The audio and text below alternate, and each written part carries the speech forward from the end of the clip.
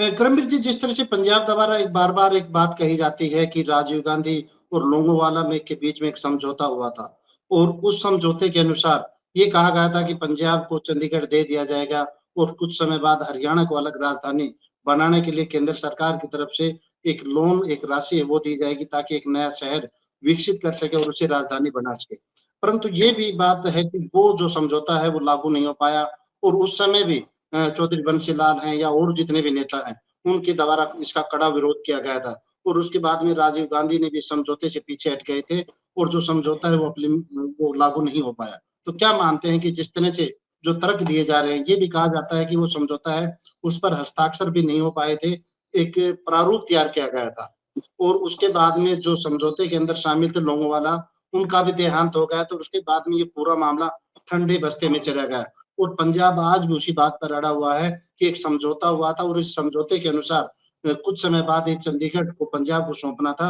परंतु इसे नहीं सौंपा गया। क्या मानते हैं आप इसको? देखिए प्रदीप जी, अगर आप समझौतों की बात करते हैं तो एसवाईएल का भी तो समझौता हुआ था। जी क्या जी वो पानी हरियाणा को मिल गया? जी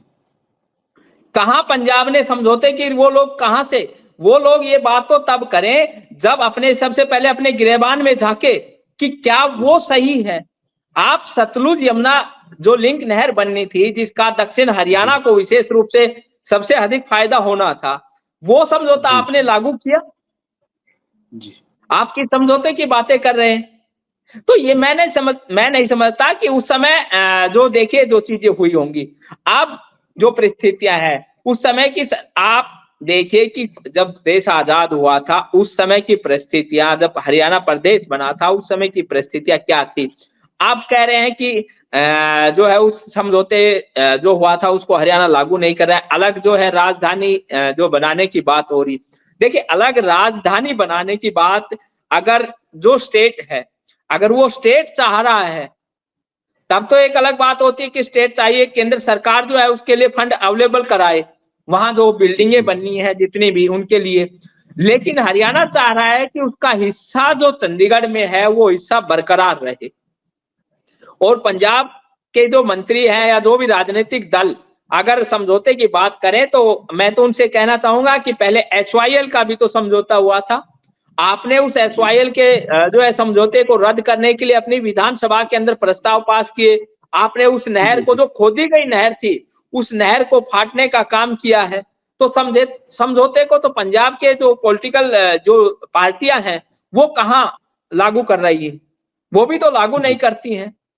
तो इसको लेकर ये कहना कि समझौता जो है हरियाणा के लोग नहीं मान रहे या जो है पूर्व मुख्यमंत्री बंसी, देखिए कोई भी हरियाणा का राजनीतिक दल हो, चाहे हरियाणा के कोई नेता हो, आम पब्लिक हो, कोई नहीं चाहती कि हरियाणा का जो हिस्सा है चंडीगढ़ में वो वहां से उसको कम किया जाए या हटाया जाए। जी जी बिल्कुल, जिस तरह करमबीर जी जो चंडीगढ़ को लेकर लगातार जिस तरह से दोनों सरकारें आमने-सामने हैं और आपने अभी एसवाईएल का ज़िक्र किया, एसवाईएल को लेकर भी जो पंजाब है उसने अपना जो वादा था वो पूरा नहीं किया, समझौते को नहीं माना और जो एसवाईएल की जो जगह थी, उसको भी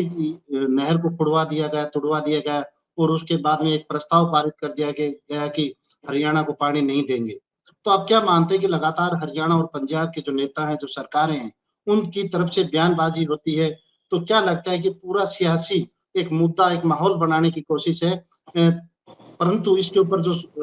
कदम उठाने चाहिए कि इस मुद्दे को खत्म करना चाहिए, इसका कोई समाधान निकालना चाहिए, उसके ऊपर दोनों ही प्रदेशों की तरफ से या नेताओं की तरफ से कोई इस तरह का कदम नहीं उठाया जा रहा। देखिए प्रदीप जी, हरियाणा और पंजाब के जो मुद्दे हैं, चाहे वो पानी की बात हो, चाहे चंडीगढ़ पर हक की बात हो, तो ये चीजें तो जब हरियाणा, पंजाब, केंद्र सरकार, तीनों जगह, चाहे वो कांग्रेस की सरकार रही हो चाहे बीजेपी की सरकार रही, तीनों जगह एक पार्टी की सरकार रही, उस समय भी हल करने के कोई ज्यादा सार्थक प्रयास नहीं किए गए। तो मैं नहीं समझता कि अब, क्योंकि आपको पता है पंजाब में किसकी सरकार है, आम आदमी पार्टी की सरकार, और आम आदमी पार्टी की सरकार वो हरियाणा को हक देने के लिए 1% भी एग्री नहीं होगी। जब हरियाणा के अंदर कांग्रेस की सरकार थी, पंजाब के अंदर कैप्टन अमरिंदर सिंह की सरकार थी, केंद्र सरकार में कांग्रेस पार्टी रही, उस समय जब ये चीजें हल हो सकती थी। इसी तरह की सरकारें जो है केंद्र सरकार हरियाणा में और पंजाब में, चाहे बीजेपी के साथ अकाली दल मिलकर के सरकार चलाई, इन्होंने चलाई हो, हरियाणा के अंदर भी सरकारें रही है। तो जब राजनीतिक दल जिनकी तीनों स्टेटों के अंदर सरकार रही है, केंद्र में भी दोनों स्टेटों के अंदर, उस समय जो है सबसे अधिक जो है इस चीज को हल करने का प्रयास किया जाना चाहिए था। वो संभवतः राजनीतिक दल है ये करते नहीं, क्योंकि आपने देखा होगा कि जिस तरह से एसवाईएल का मुद्दा है, ये हरियाणा में एक चुनावी मुद्दा बनकर के रह गया है। केवल चुनावों के समय हरियाणा के नेताओं को याद आता है, वो कहते हैं कि हम एसवाईएल का पानी लाएंगे, बाकी जो है 4 साढ़े 4 साल कोई कहीं चर्चा नहीं होती है। तो वही स्थिति जो है इसकी है कि ये केवल राजनीतिक दल हैं, ये अपने राजनीतिक जो इनका एजेंडा होता है उसको चलाने के लिए ये इस तरह की बातें कर रहे हैं। यदि वास्तव में जमीनी स्तर पर इस चीज को हल करना चाहिए तो इसके लिए केंद्र सरकार, पंजाब और हरियाणा सरकार को बैठ करके और फिर सार्थक दिशा में देखिए, क्योंकि जब आप किसी चीज का समझौता करेंगे, जब आप किसी चीज के लिए एग्रीमेंट करते हैं तो कहीं ना कहीं थोड़ा बहुत सेक्रीफाई करना भी पड़ता है, किसी चीज को छोड़ना भी पड़ता है। तो वो चीज फिर आपको देखनी चाहिए कि जब एक मुद्दे को हम अगर मान लो 50-60 साल से चला रहा है कोई मुद्दा, और यदि उस मुद्दे को हमें खत्म करना है, आप इस सोच के साथ आगे बढ़े कि हमें खत्म करना है, तब आप खत्म कर सकते हैं। लेकिन जब अपने अपने हक के लिए अड़ जाएंगे, जहां 1 इंच की बात कर रहा है पंजाब की जो राजनीतिक दल है, वहां के वित्त मंत्री का मैं स्टेटमेंट पढ़ रहा था कि हम 1 इंच जमीन नहीं देंगे चंडीगढ़ की। तो जब इस तरह की उत्तेजनात्मक बातें लोग करेंगे, जब राजनीतिक नेता जो है इस प्रकार की बयानबाजी देंगे, तो मुझे नहीं लगता है कि इस मुद्दे का हल हो सकता है। अगर हल करना है तो आपको एक पॉजिटिव जो है माहौल के अंदर और साथ में कुछ त्याग कर सकते हैं यदि हमें करना पड़े तो। अगर कुछ छोड़ना पड़े, कुछ जगह या कुछ एरिया, कुछ गांव, वो चीजें अगर लेकर के आएंगे तब ये चीजें हल हो सकती।